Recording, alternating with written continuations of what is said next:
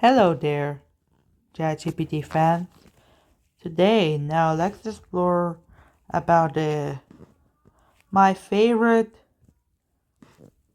red what is the tallest building in the fictional Metro City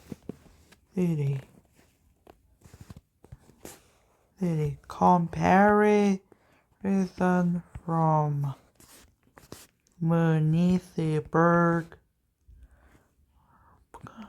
The Incredibles versus Metro City Mega Mind. And now let's explore. This is for the new movie and Oslo the city, but well, it is only for city design, but it's everyone to be.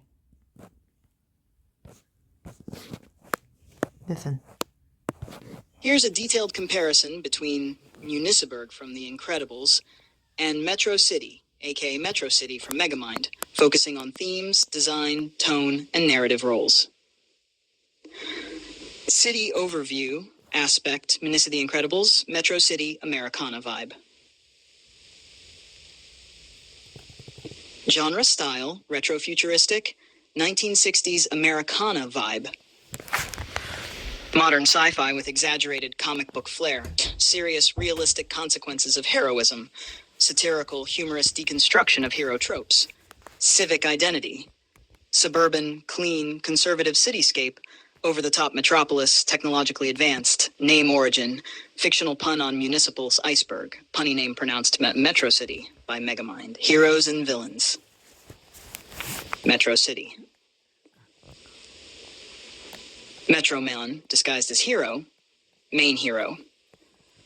Mr. Incredible, Elastigirl at Superfamily, Metro Man, later retired. Syndrome, disguised as hero, Megamind, later becomes anti-hero.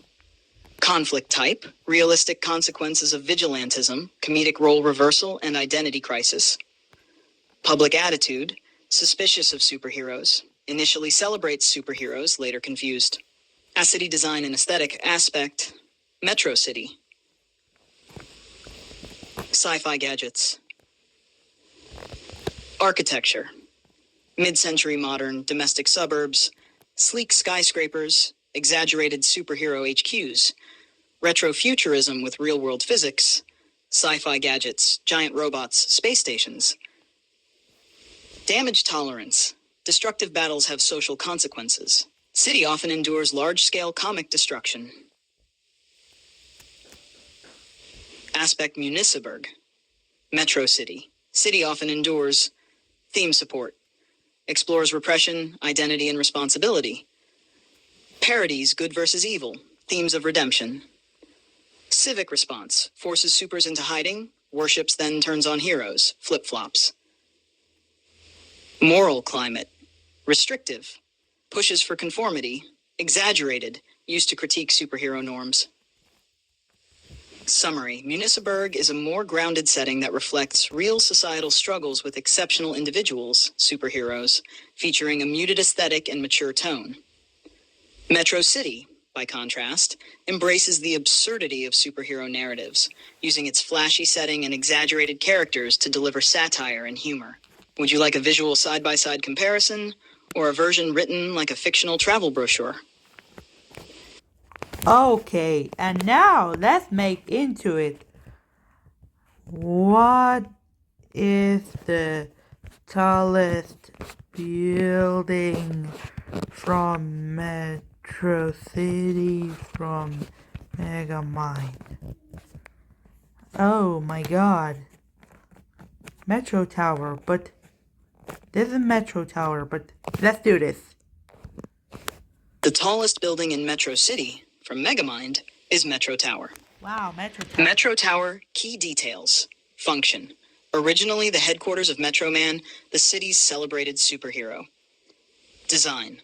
A sleek, futuristic skyscraper with a prominent M insignia at the top. Height. While no exact measurement is given in the film, It's visually the tallest structure in Metro City, towering above all other buildings. Narrative role. Serves as a central symbol of Metro Man's power and legacy. Later becomes a site of conflict between Megamind and Titan, Hal. In the final act, it is partially destroyed during their battle, reinforcing the stakes. Would you like a diagram or concept art showing Metro Tower in the city skyline? Okay. How many Okay. How tall is Metro Tower in Megamind? Okay. But you need a fix for a... Are you ready? Hey. Okay. The exact height of Metro Tower in Megamind is never officially stated in the film or promotional materials. However, we can estimate its height based on visual comparisons to real-world skyscrapers and cityscapes. Estimation based on visual cues. Metro Tower appears to be roughly twice as tall as the surrounding skyscrapers. Most of the surrounding buildings resemble mid-sized skyscrapers, likely in the 30 to 50 story range, roughly 400 to 700 feet or 120 to 215 meters. Therefore, Metro Tower is likely in the range of 800 to 1,200 feet, 245 to 365 meters, or around 60 to 90 stories tall. For comparison, Empire State Building, 1,050 feet, 381 meter. Burj Khalifa, 2,717 feet, 828 meter. Avengers Tower, 1,000 feet, 305 meter, in some interpretations. So, while not as tall as fictional megastructures like in some superhero worlds, Metro Tower is clearly the dominant landmark in Metro City, symbolizing power and presence. Would you like me to create a visual scale comparison between Metro Tower and real-world buildings? No. This is the Metro Tower, and also there's lots of story. This is extremely tall, but I cannot believe. And now, this is the tallest building from Hyperland. From Berlin, it's not only for the city, but wow.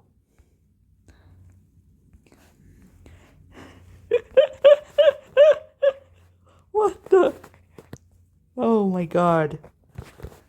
Here's a comparison between Hyperland from Kakashka Survival and Block City from Block City Wars, focusing on their design, gameplay function, tone, and thematic elements. You love Kakashka Survival. World overview. Aspect Hyperland, Kakashka Survival. Block City, indie style. Game type. Survival sandbox, indie style. Open world sandbox shooter with PvP and PvE, weird, absurdist, surreal survival, chaotic, edgy, action-packed urban mayhem. Survive in a bizarre, glitchy world. Fight, drive, and explore in a GTA-style city. Visual style, crude, often grotesque low-poly assets, blocky, Minecraft-inspired, but clean and colorful. City world design, aspect Hyperlock City. Structured with UrbanNet. Broken, surreal landscape filled with random hazards. Large open city with roads, buildings, and districts. City layout. Non-linear, chaotic, unpredictable terrain. Structured with urban zones, police stations, etc.